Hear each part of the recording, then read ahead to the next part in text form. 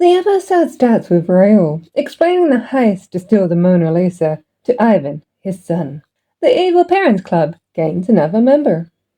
Now in Adrien's room, he has moved out his grand piano and set up a band area to be Kitty Section's pianist.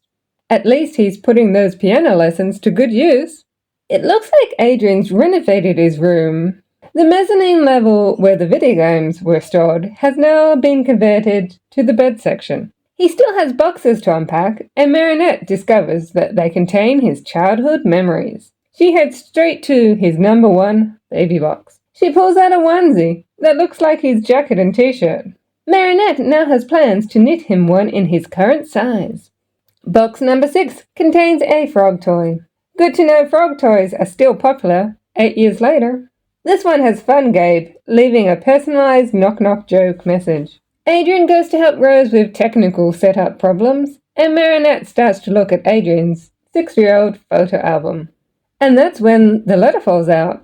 Why Gabe put it in Adrien's 6-year-old photo album is a bit weird. How often does Adrien look at it? Gabe could have been waiting 20 years for him to find it. Thinking that the letter was placed before Gabe had a change of heart, and the plan was still to resurrect Emily, Marinette decides it's best to consult Natalie before giving Adrien the letter. Adrien returns to let Marinette know someone is wanting to see her. We get to see the Luca big screen spoiler that was given a long time ago. Marinette excuses herself to go make a sandwich. We see Ivan's not doing so well.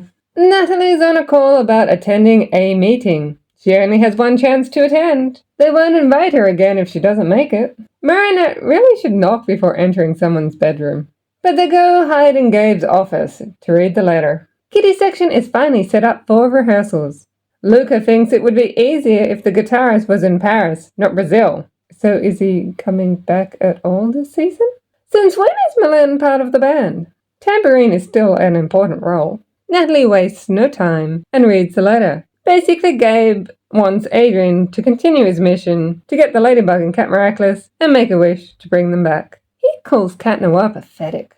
Ivan's trying to drum out his frustrations, as Gabe reveals they never regretted harnessing the power of the Peacock Miraculous to... You didn't think they were going to confirm it, did you? Ivan excuses himself, and we get to see shoes associated with the Butterfly Miraculous. This time Natalie's like, hide the truth from Adrien, and Marin's like, do we get to make this decision for him?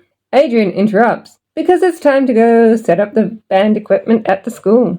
You would think the museum would background check their security guard and not hire someone with a criminal record, but I guess they believe in second chances.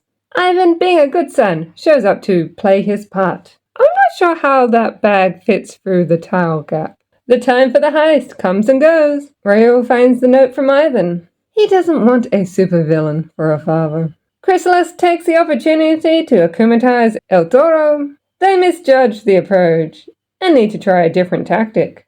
They make a deal with Toro De Piedra. Toro De Piedra has the power to turn people into loyal stone bulls, and immediately begin looking for Ivan. Somehow a herd of bulls does not attract attention for people to raise the Akuma alarm. At the school, Kitty Section's performance is for Mayor Bustier as a thank you. Members from her old class say a little something, and for some reason Zoe is there, even though she wasn't in the class. Baby Harmony is able to clap, which is usual for babies from 9 to 12 months old. Ivan didn't keep his word and hasn't made it back for the performance. How cute is Milan's icon on Ivan's phone? Ivan sees a herd of bulls coming towards him and runs, but then decides to stand his ground and face his father. After hearing his father's plan for him, he decides to run again and slips down into the sewers. We get our first look at the sewers in the new animation. Minotaurox calls up Ladybug. As Ivan hasn't shown up, Marinette offers to go look for him. Ivan called Ladybug to give back the Miraculous. He feels that the son of a supervillain can't be a superhero.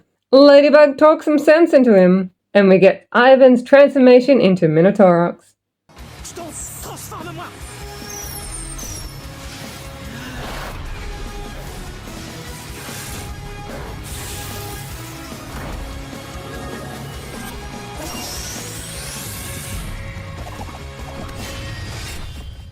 Kitty section can't perform as a group, so the new plan is for Juleka to sing her song as a solo performance. A kiss from Rose is all the motivation Juleka needs to do it.